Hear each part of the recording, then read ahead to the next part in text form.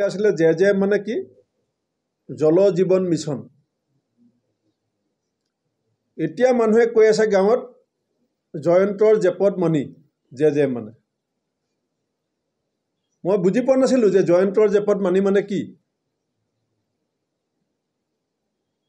বহুত ঠিকাদাৰে মোক আহি লগ কৰিছিলে যে আমি বিল পোৱা নাই তেতিয়া মই তেওঁলোকৰ পৰা যেতিয়া কথাবিলাক বুজিবলৈ চেষ্টা কৰিলোঁ যে চৰকাৰে যে এনেকৈ এখন চিঠি দিবলগীয়া হৈছে আপোনালোকে ক'ত ভুল কৰিছে আপোনালোকে কেলৈ ভুল কৰিছে কি কাৰণে চৰকাৰে কাম বন্ধ কৰিবলগীয়া হৈছে তেতিয়া ঠিকাদাৰে কৈছে যে আমাৰ কোনো উপায় নাই কামটো লোৱাৰ আগত 8%ৰ পৰা 15%লৈকে আমি কমিশ্যন দিবলগীয়া হৈছে কামটো লোৱাৰ আগত 8%ৰ পৰা 15% কমিশ্যন অৰ্থাৎ 2 কোটি টকা যদি আপুনি কাম লয় তেতিয়া অতি কমেও 16 লাখ টকা আপুনি মন্ত্ৰী সন্ত্ৰী আনকি বাজপেয়ী ভৱনত 2% দিয়া বুলি কৈছে তেওঁলোকে ঠিকাদাৰবিলাকে তোমাৰ নাম ক'বলৈ মই কৈ দিলে তেওঁলোকৰ বিপদ হ'ব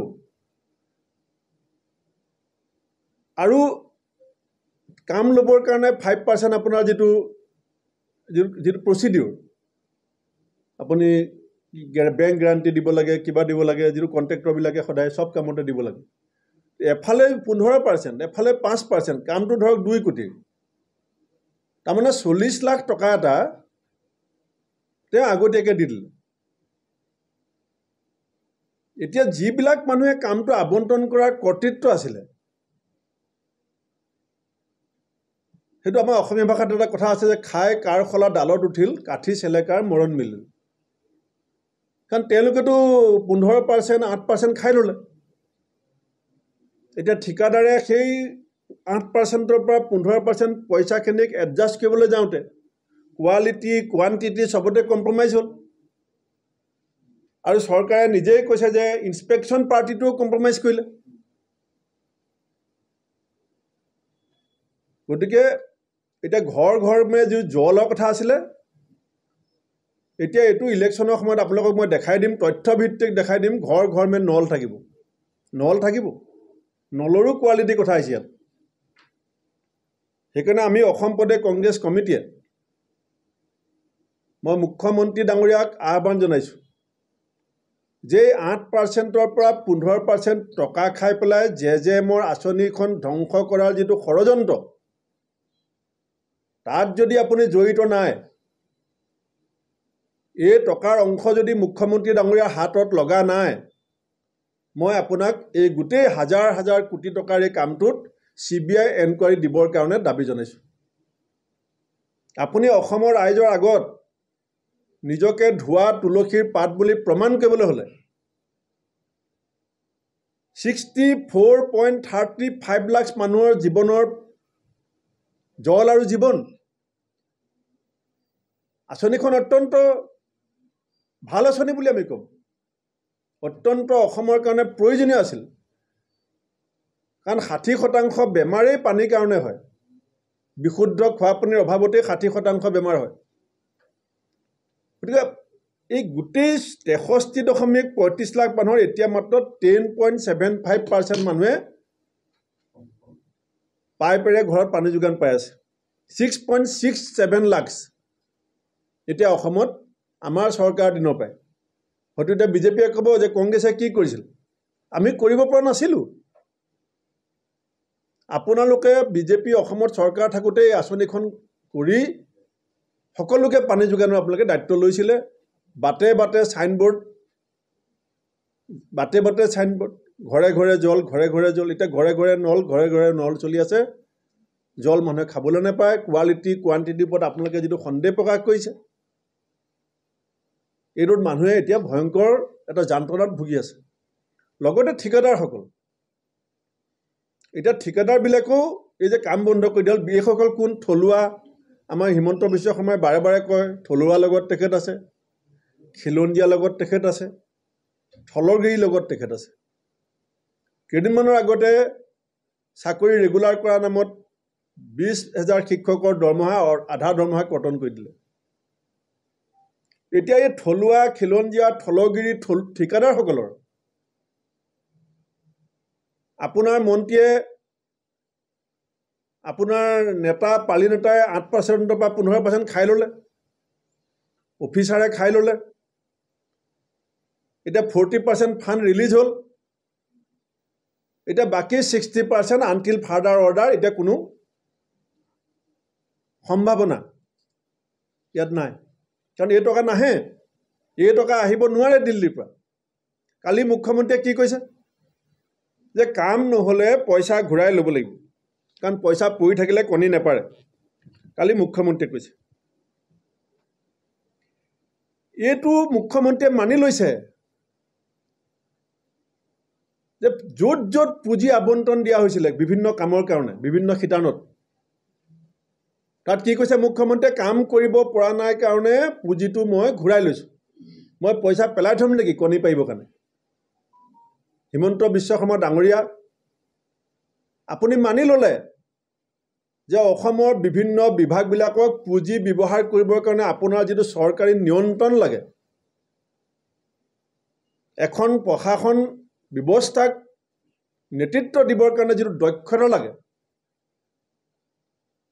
সেই ব্যৱস্থাটোৰ ওপৰত আপোনাৰ নিয়ন্ত্ৰণহীনতা, আপোনাৰ দক্ষতাহীনতা, আপুনি পইচাই কণী নেপাৰে বুলি কৈ স্বীকাৰ কৰিছে। আপুনি কি কাৰণে পইচা ঘূৰাই ল'ব বিচাৰিছে? আপোনাৰ বিত্তমন্ত্ৰীয়ে কি কৈছে, আমি ইউচি দিব লাগে। যোৱা 3 অক্টোবৰ তাৰিখে অসম চৰকাৰৰ পাব্লিক হেল্থ ইঞ্জিনিয়াৰিং বিভাগৰ সচিব কৈলাশ কাৰ্তিক ডাঙৰীয়াই পাব্লিক হেল্থ ইঞ্জিনিয়াৰিঙৰ মুখ্য অভিযন্তা গৰাকীলৈ এখন পত্ৰ প্ৰেৰণ কৰিছে। অসমত যি JJM আঁচনিৰ ৰূপায়ণ কাম চলি আছে কেন্দ্ৰীয় চৰকাৰৰ ফ্লেগশ্বিপ প্ৰগ্ৰেমৰ অধীনত, কিন্তু 2021-22 চনতে সেই আঁচনিখন অসমত আৰম্ভ হৈছিল আৰু অসমত যি 63,65,000টা পৰিয়াল আছে, মোদী ডাঙৰীয়া এটা শ্লোগান আছিল যে ঘৰ ঘৰ মে জল। এতিয়া অসমত সেই আঁচনিখনৰ বৰ্তমান যিটো অৱস্থা, এতিয়া লাহেকৈ অসমৰ ৰাইজে ক'ব যে চাৰিওফালে নলেই নল, কিন্তু ক'তো নাই জল। এতিয়া ঘৰ ঘৰ মে নল হৈ গ'ল, কিন্তু জল আৰু নহয়, জল হ'ব নোৱাৰে। আৰু এই যিখন পত্ৰ সচিবগৰাকীয়ে দিছে, হয়তো আপোনালোকৰ লগত আছে পত্ৰখন, অত্যন্ত ভয়ংকৰ এখন পত্ৰ অসম চৰকাৰৰ সচিবে ইঞ্জিনিয়াৰলৈ লিখিছে, চিফ ইঞ্জিনিয়াৰ। ইয়াত মাত্ৰ মই দুটামান শব্দ আপোনালোকক শুনাই দিছোঁ। Indicating potential lapses in both the project management and quality assurance. আপুনি শব্দকেইটা চাব, পটেঞ্চিয়েল লেপছ, অত্যন্ত বিসংগতিপূৰ্ণভাৱে এই প্ৰজেক্টবিলাক ৰূপায়ণ কৰা হৈছে বুলি আমি কংগ্ৰেছ দলে কোৱা নাই। অসম চৰকাৰৰ পাব্লিক হেল্থ ইঞ্জিনিয়াৰিঙৰ সচিবে কৈছে যে potential lapse in project management and quality assurance, অৰ্থাৎ ইয়াত ব্যৱহাৰ কৰা প্ৰত্যেকটো পাইপৰ কথাই কওক, বিভিন্ন ব্যৱহাৰ হোৱা যিখিনি সামগ্ৰীৰ কথা কওক, তাৰ কোৱালিটি সম্পৰ্কত আৰু তাৰ মানদণ্ড সম্পৰ্কত ব্যাপকভাৱে বিসংগতি হোৱা বুলি পেলাই পত্ৰখনত উল্লেখ কৰা হৈছে। তাৰ পাছত কৈছে poor oversight by the third party inspection agencies, যিসকলক ইনস্পেকশ্যনৰ দায়িত্ব দিয়া হৈছিলে। এইটো কিমান সাংঘাতিক কথা আপোনালোকে চাব। যাক এই প্ৰজেক্টটো প্ৰপাৰলি ইমপ্লিমেণ্টেশ্যন হৈছে নে নাই, যাক ইনস্পেকশ্যনৰ দায়িত্ব দিয়া হৈছিলে, তেওঁলোকেও এই যে পটেঞ্চিয়েল লেপছ আছে এইটো অভাৰলুক কৰিছে বুলি কৈছে, অৰ্থাৎ সেইবিলাক গুৰুত্ব দিয়া নাছিলে। বিল আদায় কৰি দিয়াত তেওঁলোকে ৰিপৰ্ট ছাবমিট কৰিছিলে। তাৰপাছত কৈছে, মই আপোনালোকৰ আগতে চিঠিখন পঢ়ি দিছোঁ। চিঠিখন গোটেইখন মই নপঢ়োঁ, 2 পৃষ্ঠা চিঠি, মাত্ৰ মই 4টা লাইন পঢ়ি দিছোঁ, ইয়াৰ তাৎপৰ্য যাতে অসমৰ ৰাইজে উপলব্ধি কৰিব পাৰে। The reasons for deviation from the project plans, অৰ্থাৎ যিটো DPR প্ৰস্তুত কৰা হৈছিলে, যিটো DPR গভৰ্ণমেণ্টে চেংচন কৰিছিলে, তাৰ পৰা কণ্ট্ৰেক্টৰে বা কোনোবা বিজেপি মন্ত্ৰী পালি নেতাই প্ৰজেক্টটোৰ কাঠামোটো পৰিৱৰ্তন কৰিছে বুলি কৈছে। ডেভিয়েশ্যন অফ দ্য, এইটো চাব কিন্তু কথাবিলাক। তাৰপিছত কৈছে, assessing the quality and quantity of work delivered. Quality আৰু কোৱান্টিটিৰ এতিয়া কিছুমান প্ৰজেক্ট 60% হৈ গ'ল, ক'ৰবাত 100%ও হৈছে প্ৰজেক্ট কমপ্লিট। এতিয়া চৰকাৰে কৈছে নহয়, ইয়াত ডেভিয়েশ্যন হৈছে, ইয়াত কোৱালিটি আৰু কোৱান্টিটিত কম্প্ৰমাইজ কৰা হৈছে, আৰু ইয়াত প্ৰজেক্ট মেনেজমেণ্ট আৰু কোৱালিটি এছুৰেঞ্চত পটেঞ্চিয়েল লেপছ হৈছে। আৰু সেইকাৰণে কি ক'লে, যে পৰৱৰ্তী নিৰ্দেশ নিদিয়া পৰ্যন্ত 20% পইচা ব্যৱহাৰ হোৱা নাই, তাৰমানে হোষ্টেলটোৰ 20% ইনকমপ্লিট।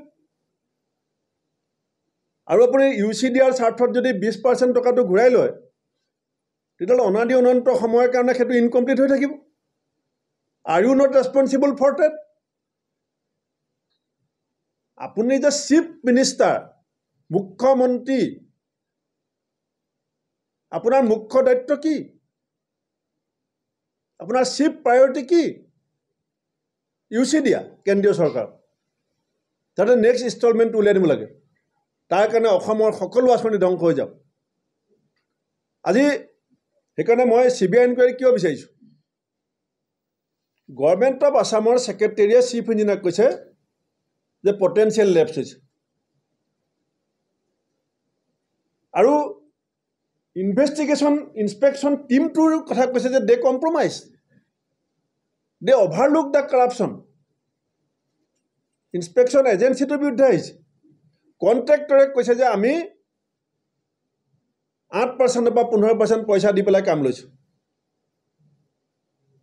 গতিকে আপুনি অনতি পলমে এই বিভাগৰ মন্ত্ৰীক আপুনি বৰ্খাস্ত কৰক, যেতিয়ালৈকে এনকুৱাৰী কমপ্লিট নহয়।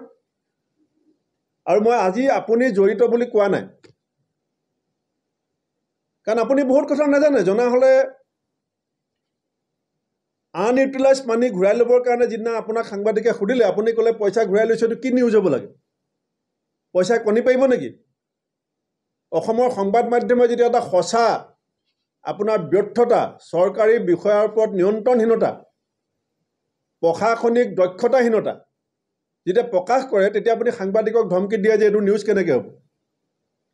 এইটো নিউজ কিয় নহ'ব? অসমৰ নামত আবণ্টিত পইচা অসমে কিয় ঘূৰাই দিব আপোনাৰ ব্যৰ্থতাৰ কাৰণে? আৰু অসমৰ এই যে প্ৰায় 50 লাখ মানুহে যে পানী খাবলৈ নাপাব, তাৰ দায়িত্ব কোনে ল'ব? সেইকাৰণে মই অসম প্ৰদেশ কংগ্ৰেছ কমিটিৰ সভাপতি হিচাপে আৰু অসম সন্মিলিত মঞ্চ সভাপতি হিচাপে আমি এইটো CBI ইনকুৱাৰী বিচাৰিছোঁ। আৰু CBI ইনকুৱাৰী বিচাৰাৰ ক্ষেত্ৰত যদি মুখ্যমন্ত্ৰীয়ে সহমত প্ৰকাশ নকৰে, আমি CBI অফিচলৈকে যাম। আমাক সিমান পৰ্যায়লৈকে যোৱালৈকে বাধ্য নকৰিব। ইয়াৰ লগত মানুহৰ জীৱন যাপনৰ মানদণ্ড জড়িত হৈ আছে। কোনোবাই মিনাৰেল ৱাটাৰ খাই আছে, কোনোবাই একুৱাগাৰ্ডৰ পানী খাই আছে, আৰু কোনোবাই জলজীৱনৰ পানী খাম বুলি আশা কৰি আছে। আপোনাৰ কেইজনমান নেতা, পালিনেতা, ঘনিষ্ঠ ব্যক্তিৰ কাৰণে অসমৰ নামত আবণ্টিত হাজাৰ হাজাৰ কোটি টকাক আমি অপব্যৱহাৰ দিয়াৰ কথাটো চকুমুদি বহি নাথাকোঁ। এইখিনিয়ে মোৰ ক'বলগীয়া।